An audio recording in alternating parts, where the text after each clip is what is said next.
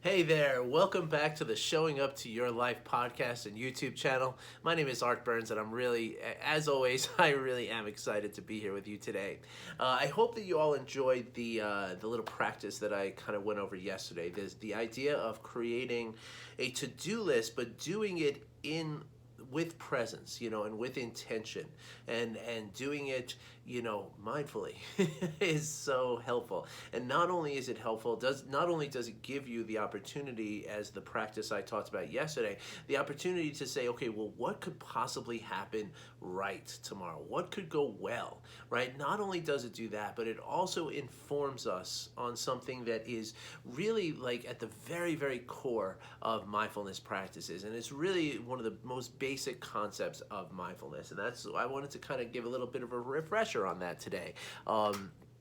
Because I talk about a lot of stuff on these podcasts and these videos, and sometimes when we talk about some more advanced notions and ideas and practices on some of this work, and this is the way mindfulness works in a really beautiful way, right? Like as you get more into it, as you start to absorb some of the advanced kind of notions and concepts, and the potential for the benefit of this work, right, on your life in so many ways, as you get into that more advanced and truly, embodied and life applied, kind of notions, the basics start making a different kind of sense to you, right? Like you see them in a way that, okay, well, maybe that's not so basic, like wow, that's actually really profound, and so that's one of the moments that we're in right now, right? This idea that, or anyway, that's where I've come to with wanting to talk to you today. And I wanted to discuss then, again, one of the most basic concepts of mindfulness, right? And as we've talked about here, and as you probably, if you're listening to these podcasts or watching these videos and reading these emails, you're probably you've probably seen mindfulness in other areas, and you probably have some general idea of what mindfulness is, and it's very, very simple, right? It really is. There's nothing, in terms of the actual concept of it and the actual application of it, it's very, very simple. It's not complex I mean, really, it's barely complex at all, right? And the very simple notion of mindfulness is to simply be present with the unfolding experience of our life, right? And something I like to remind my clients of a lot, and this goes to the planning that we did yesterday, right? That exercise that we talked about with doing a planned to-do list, and how to do that in a way that feeds our own well-being, right? But doing a to-do list alone, it kind of gets us into this real tricky sort of mindset of how we tend to view the world, right? As we grow up, we tend to measure time and our experiences in terms of really big chunks, right? Like like you're 3 years old for a whole year, right? And then you're 4 years old, right? And then you enter school and you're in first grade. It's a whole year worth of first grade, even though it's not quite a calendar year. It's measured in that 10-month time, or 11, whatever, 9.5 month time that we're that period is our second grade, our third grade, our freshman year, our sophomore year. Like, oh my gosh, when I had the best time when I was a junior in high school, or gosh, that third year of college was the most amazing thing that I've ever had. And that kind of, extends into our professional life, right? We do quarterly reports. We do, we do annual, we get paid annually, right? But even on a micro level, right? Like even when we're planning out projects with work, we're planning them in terms of weeks and months, or perhaps days, but usually days is a very, very, small number when it comes to our life. We don't consider, kind of, dividing up our life, or sort of looking at our life in terms of days. Even that's even too small for us, right? But the fact of the matter is, and the very sort of concept that mindfulness is built upon, is that our life doesn't happen in days, right? Our life doesn't happen in weeks. Our life doesn't happen in months, in quarters, in years, in decades, in scores of years, in centuries, in millennia. Life happens moment by moment, right? And in a certain way, life is not even, like when we talk about the present moment, right? We're talking about outside of any kind of clock time that we're talking about, right? Like it doesn't exist as a minute, right? It doesn't exist as a second. It exists as now, right? And that's the idea of that mindfulness is built upon, is that no matter what you want to do, no matter what, how you want to look at time or space or your life or what have you, the only thing that is real and tangible and actual is right now. Everything else is a construct, right? Everything that happened before exists as a construct of your memory, which, as we know, I'm sure you know that, memory is not a perfect thing, right? It's not like you have some photograph. Well, some people do have photographic memories. I suppose those are very rare. Most people, it's not like some photographic file exists in your mind that you can say, okay, let me go back to this moment and look at where I was at. No, that doesn't really, it's not how it happens, right? And you remember things based on your emotions at the time, based on your circumstances at the time, based on your own implicit patterns and traumas and all kinds of influences that all that all create these memories, right? So it's not real, right? It's something that is very much made up, as much as the future is made up, right? Like when we talk about, like, okay, well, in 2 years I'm gonna do this, that's my plan, that's my goal. Okay, that's great to have that goal. There's nothing wrong with that, like we said yesterday, as long as you're not obsessing with it. But that thing that we're calling the future, that day that thing might happen, well, it too is no more real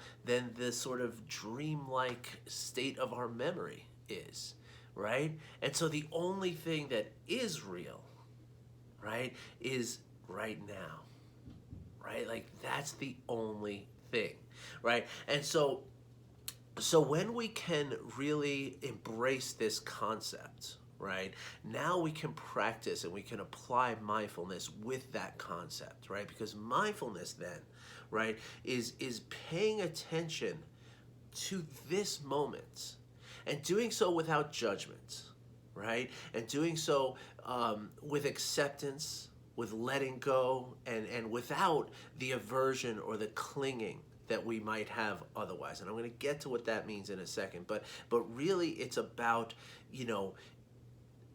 it's almost like you want to look at it, or a helpful way to look at it is to think of, okay, this is the moment in which we're living, and I can pay attention to this moment as it's happening, right? And it's almost like all of the experiences of life, right, come through this moment, right? Like the things that we experience in our lives, right? They arise, they exist for a period of time, and then they're gone, right? And that's where we get to, when we talk about non-judging awareness of the moment, it is honoring that concept that things arise, they are here for a time, and then they are gone, right? Because so much of what we do, right, and this is the again, the non-judging aspect of mindfulness. This is really the key here, right? When we judge things as good or as bad, okay, what we tend to do at that point as human beings, is just the way we're wired, right? We tend to grasp and to cling onto those things that we're judging as good, right? So this is a good time. I'm having this fun time with my friends or with my family, and this is a beautiful trip to the beach or something like that, and it's just wonderful time, right? I don't want it to end. I want to just squeeze every bit of enjoyment that I can out of it. And that's, the concept of wanting to enjoy something fully, of course, is not wrong, right? But here's the thing. the minute we judge that thing as so good that we want to cling to it, we're already taking away our enjoyment of it, because the clinging to it is nothing more than an expression of the fear of losing that thing. Right? So like the beach vacation, right? When we're clinging to it, we're saying, okay, no, I don't want this to end, right? What we're engaging in is the fear, that the knowledge that it is going to end, right? I mean, unless you're going to move to the beach, but you know, it's going to come to an end, just like everything comes to an end. And by clinging to it, what we're doing is we're reducing, again, the enjoyment of the moment, because of the fear. We're engaging in the fear of what it's going to be like when this thing is no longer here. And so now we can't be in fear and also be in happiness, right? Those two things don't really exist, right? Like that's the thing. Like our emotions are very much a polar thing, right? All of the, you know, the positive side of emotions, that is not to say good emotions, but positive emotions. Emotions, and I don't want to digress here because I've said this 100 times, but emotions do one thing, or one of two things, right? Emotions either draw us to something that we love, or emotions push us away from something that we fear. Okay? Those are the two basic emotions, love and fear, and there's nothing more complicated than that, right? And so therefore, when we're engaging in fear, right, that's a negative emotion.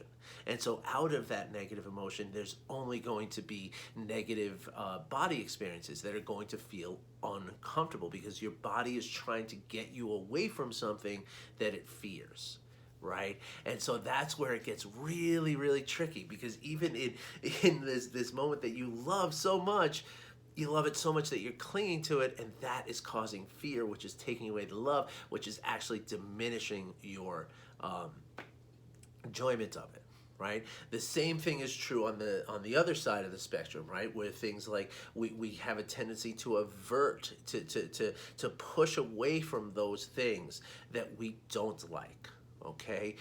Like the classic that I always talk about, I'm sure a bunch of you are going to roll your eyes, you're already hearing me say it, but the traffic jam.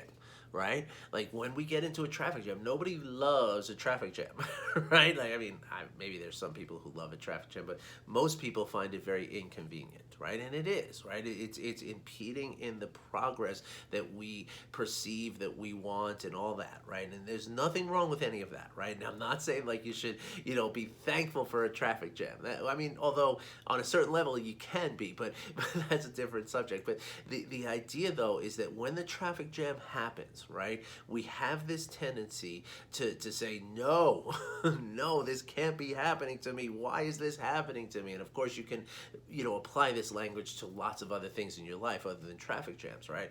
But once we get into that place of saying, no, this can't be happening, right? Again, what we're doing is we're engaging in that fear, and we're dwelling in that negative emotion, right? Which again, nothing but negative stuff is going to come out of that, right? And it's not going to, you know, we're going to operate from that place of negative emotion, which means that we're going to close down. We're going to start making decisions that are very conservative. It's, you know, we're going to be in the stress response, right? Because fear, you know, is what generates the stress response, right? Love is what generates, you know, the rest and digest mode of our bodies, right? So once we get into that, so when we're in a place of a traffic jam, right, or anything else that we're feeling aversion towards, right, if we can accept it, like the way I usually describe the traffic jam is as follows, right? Like you could bang your steering wheel, you could wring your hands, you could shout at the top of your lungs, you get all stressed because you're stuck in traffic, and then guess what? By the time you get to where you're going, you're gonna be that hot mess, right? You're gonna be that ball of stress, right? So you could do that, or you could remain calm. You could accept the fact that you're in traffic. Doesn't mean you have to enjoy that you're in traffic, but you can accept the fact that you're in traffic, and you can keep yourself in a, you can put on your favorite music because there's nothing to lose, right? You're in a traffic jam. There's nothing you can do about it. So enjoy yourself while you're in the traffic jam. And when you get to that place where you're going, you're going to get there and say, yeah, I know I'm late. It's terrible. There was traffic. I hope you can forgive me, but hey, here I am, ready to show up, right? So the thing that changes, right, is you, based on your aversion or your acceptance, right? Vice versa, one or the other, right? The thing that never changes based on your acceptance or your aversion is the traffic jam, right? You're still stuck in traffic no matter what. Right? But again, the traffic jam, just like all the other experiences in our lives, it arises, it exists for a time, and then it goes away and it disappears, and it's no longer a traffic jam. It has a certain amount of life, and that is always temporary. And that is true of everything in the universe. There is nothing in this universe that is constant. There is nothing that is forever, right? I mean, sure, there's belief that our souls exist forever, and that I hope is true, but I don't think they exist as a fixed entity.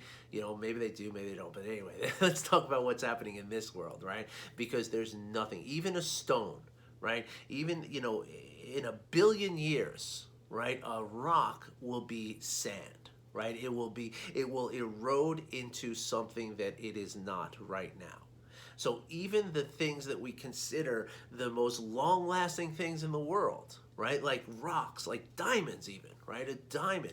If you were to put a diamond in a box and leave it there for 2 billion years, at the end of that, it would be dust, right? So there is nothing at all that exists forever. Right? Everything arises, it exists for a time, and then it is gone. Right? Pardon me. That is true for everything on the outside of us, and it is also true for everything on the inside of us. Right? And this is a huge concept of mindfulness for this reason. The concept of impermanence, right, is so important for this exact reason, because if we can honor the fact that everything in the outside world and everything in the inner world, right, every emotion that you feel, every thought that you have, every fear that you have, every love that you have, everything that happens arises, it exists for a time, and then it is gone, right? That is, the concept of mindfulness, because as we can sort of acknowledge that, right, and we can allow for that, well, then it becomes much easier to accept what is happening as it's happening, right? It is much easier to not judge what is happening as it's happening. And the minute we're paying attention to what's happening in this present moment, then once you can pay attention to it in that way and honoring the impermanence of it, well, then there's no judging. Right? And now we're practicing mindfulness, and now we're going to benefit. We're going to reap all the great benefits of mindfulness, right? We're going to reduce our stress. We're going to reduce our anxiety, our depression. We're going to increase our ability to connect to people. We're going to, increase the capacity for our love. There are so many amazing benefits that come from this. Pardon me. So that's what it's all about, folks. And that's what, again, when we talk about this idea of planning out the day tomorrow, it's important to remember that these tasks that we're planning out are just they're just part of, they're just part of the construct that we feel we need to do. And of course that's real, right? I'm not saying that it's not real, right? Like you have a job and your job pays you this money that you're able to live this life that you have. And that's straight. And there's nothing wrong with that, right? And there's nothing that's ever going to change about that unless you lose that job or change that status in some sort, right? And so it is important to plan out those tasks of the day, but reminding ourselves that it is just a construct, right? And that even when we're planning it out today, the planning of it is something that arises, it exists, and then it's gone, right? As will every single thing on that to-do list, right? So, as I say, this happens on the outside of us and on the inside of us. And again, it's really important to, this is understanding of impermanence is probably the most important, or one of the most important aspects of mindfulness practices, right? Because when we can, again, embrace the fact that there's really very, very little that exists forever, including our emotions, right? So, and I've talked about this a lot, that, in different episodes here, but the emotions, right? They exist for about 90 seconds, right? That's what neuroscientists have told us, neuroanatomists and neuroscientists, particularly Jill Bolte Taylor, who I talk about here a lot. You should look her up. I won't even tell you about why. Just look her up. She's amazing. Jill Bolte, B-O-L-T-E, Taylor, T-A-Y-L-O-R. She tells us, Dr. Taylor tells us, that there is that the emotions in the body only exist for about 90 seconds, right? But yet we can often feel emotions for days, right? If not longer, right?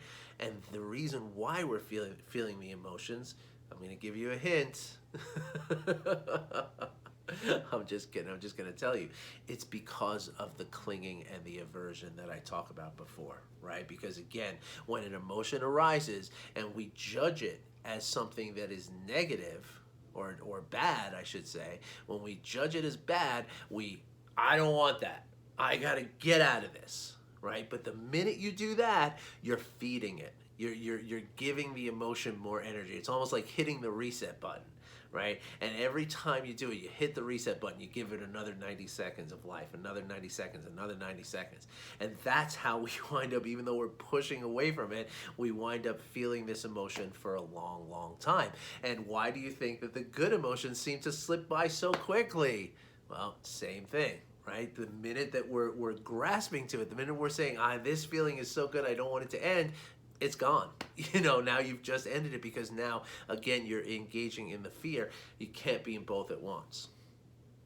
So again, and this is even true for like on a physics level. I actually dug out this book, and unfortunately this makes a little bit of a counter argument to what I'm saying, because there are a few particles.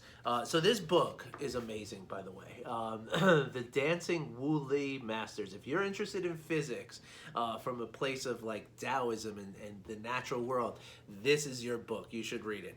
But in the back of this book, he gives us this table of what he calls stable particles. Now there are, let's see, 1, 2, 3, 4, 5, 6 particles that he says are actually infinite. So I guess I stand corrected in what I was saying, that not everything. So if you're talking about a photon, a graviton, an electron, a neutrino, those are, and a proton, those apparently are going to be here forever. Those apparently are the only things in the universe. But most particles here, so if you talk about a neutron, for instance, it only lasts for 918 seconds, right? There's many more here that I don't even know what these are, but there's some of these particles, and this is physical particles, like subatomic, right, in the quantum field, right, that these last for 26 billionth of a second. Right?